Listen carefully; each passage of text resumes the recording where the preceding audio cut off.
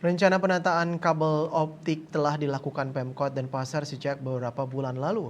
Pengerjaan ini dilimpahkan kepada Perumda Bukti Praja Sewaka Dharma atau BPS. Proses ini telah berjalan sejak beberapa bulan lalu namun belum sampai pada pengerjaan secara fisik.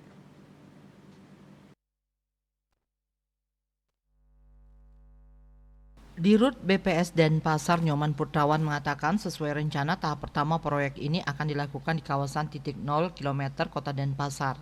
Pelaksanaan penataan kabel ini akan dilakukan mulai Oktober 2024.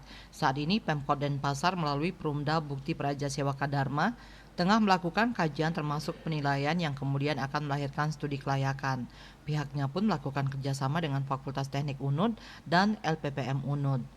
Rencana awal untuk tahap pertama sepanjang 40 km namun dikurangi menjadi 20-an kilometer karena dengan panjang 40 km di tahap awal investasinya sangat berat.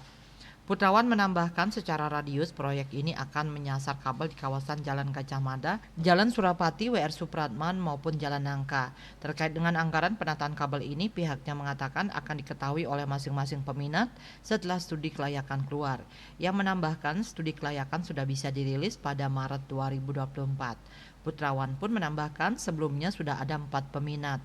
Namun pihaknya akan melakukan pengujian kelengkapan kembali terkait para peminat tersebut. Pihaknya pun mewajibkan semua provider untuk turun dengan menaruh kabelnya di bawah tanah. Asmara Putra, Bali Pos.